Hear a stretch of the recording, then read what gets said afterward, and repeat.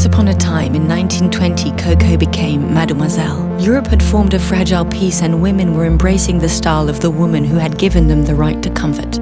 Coco, who had just lost the love of her life, suppresses her sorrow in Venice, with Misia and José Maria Sert. Once upon a time there was Misia, the friend from Russia, faithful and formidable, a whimsical muse, friendly flatterer, inspiration to Proust, celebrated pianist and model for Toulouse-Lautrec, Renoir, Bonnard and Vuillard. Misia inspires Mademoiselle to fall in love with Italy and the ballet russe, and introduces her to her friends Cocteau, Stravinsky, Diaghilev, Ravel and Picasso. Once upon a time, a couturière was beloved by artists. She designs costumes for the theatrical presentations of Dulin and Cocteau, finances the Rite of Spring, houses Stravinsky and his family, helps Cocteau during his rehabilitation and discreetly arranges the burial of Diaghilev in Venice. Once upon a time there was a prosperous Russian, the Grand Duke Dmitri, refugee from the Great Bolshevik Revolution, a lover with a melancholy gaze. She's 8 years older than he.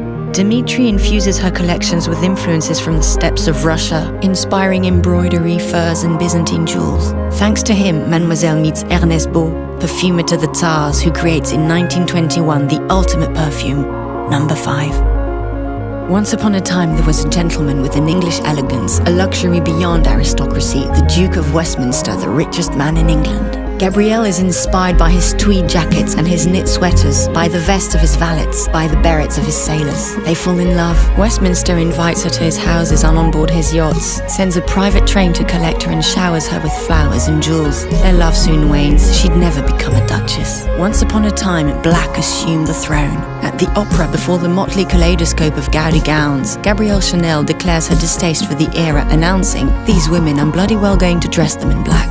Formerly reserved for house servants or for mourning, black becomes the ultimate color and the key to her success. The little black dress is born.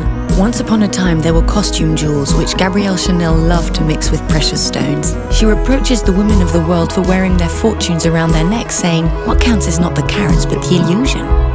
Once upon a time, a triumph.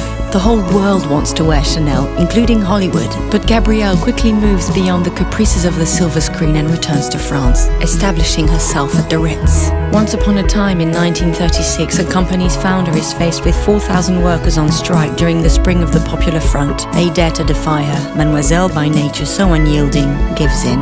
Once upon a time, the Second World War was announced. At 55 years, at the height of her glory, Gabrielle Chanel closes the atelier on the Rue Cambon. Convinced that this is no longer the time for fashion, she withdraws to Switzerland. But as one who liked to say, "I want to be part of what happens," Mademoiselle was far from having said her last word.